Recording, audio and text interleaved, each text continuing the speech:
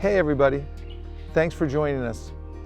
I'm going to say some practical things today because a lot of you have been writing in and asking for practical tips like how to regulate my life, how to have a spiritual practice at home. Okay, here you go. Here's the 21-day spiritual fitness challenge. That's 21 days for you to implement some of these principles that will really transform your life. Are you ready? The first one is your sleep. In the Bhagavad Gita, it is said, Yukta Swapna Vibodhasya. Yukta means regulate and Swapna means sleep. It actually means dreaming, and especially if you regulate it so that you can get up earlier in the morning, you're going to find your spiritual practice has a really strong foundation. Now here's a really specific tip. 1 hour and 40 minutes before the sun comes up is called Brahma Muhurta. And that's the time when free nectar is floating in the air and you can pick it up.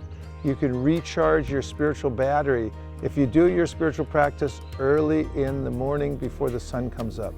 So why don't you try this? Get up a little earlier, early-ish. Start this process of regulating your sleep. And here's another tip. The only way to get up early is to go to bed earlier. You can't burn the candle at both ends. And remember, early to bed, early to rise, makes a person healthy, wealthy, and wise. Try it. The second challenge in the 21-day fitness challenge is to eat healthy. You are what you eat, not just in body, but also mind and spirit. It's a fact that what we eat affects our consciousness.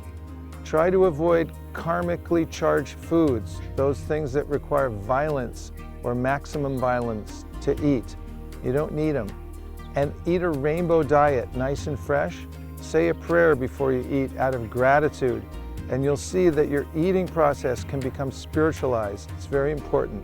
That's the second challenge. Eat healthy, eat spiritual. The third challenge is to walk daily.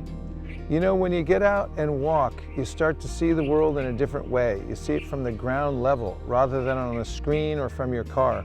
So when you're walking, you're getting your circulation going, and it helps you to improve your brain and all the functions of your body.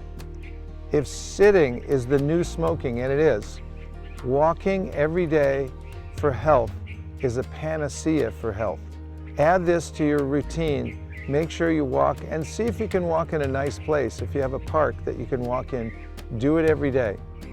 The next challenge is for your mind. First thing, when you wake up in the morning, use an affirmation. For instance, the point of power is always in the present moment. I stay in the present moment throughout the day. The second way to spiritualize your mind is to greet the day with a map.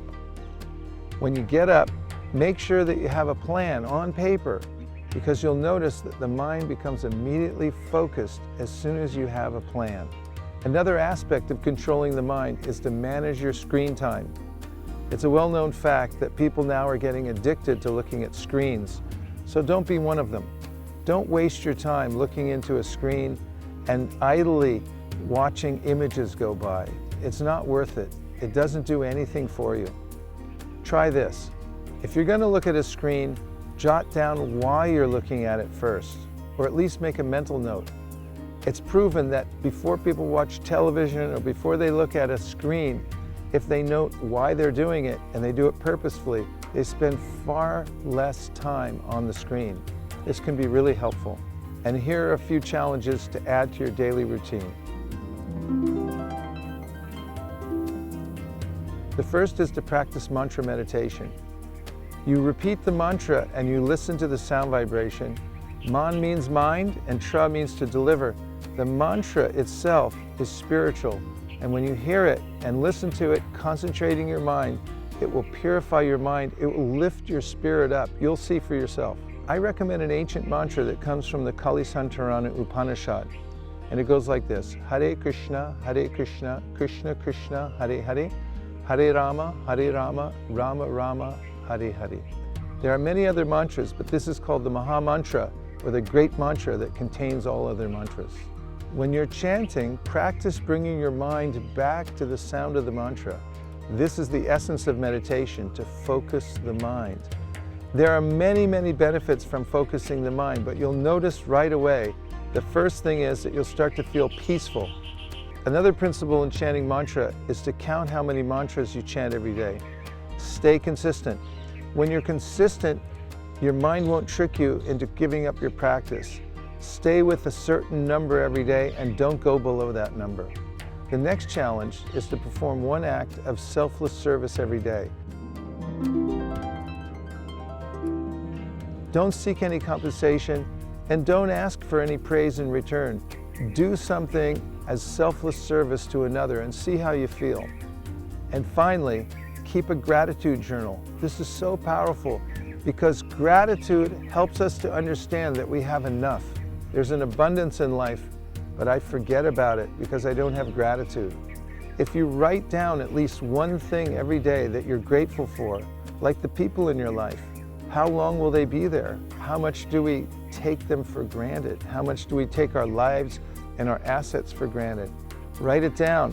When you start your day like that, you'll see that your mind will be focused on appreciation and not complaining. And the more you practice gratitude, the more capacity you'll have to be grateful. You can get so good at practicing gratitude that you're even grateful for the reversals of fortune in your life, the things that seemingly are going wrong, because you start to see that everything happens for a reason and it's all meant for your own refinement. This is a spiritual point of view. You might start your gratitude practice and journaling just the ordinary things you have in your life, like your desk. Where did it come from? Did somebody build it for you? Somebody did. Did a tree sacrifice its life to give you that surface to write on? And what about your digestion? You take it for granted every day. How about your breath? All these things are great gifts. They're miraculous. Be grateful for them. So here are your challenges. Number 1, regulate your sleep. Number 2, eat healthy. Number 3, take a health walk every day. Number 4, wake up with an affirmation. Number 5, practice mantra meditation. Number 6, perform one act of selfless service. And number 7, keep a gratitude journal and stay in gratitude as much as you can. Try this for 21 days and check in with us.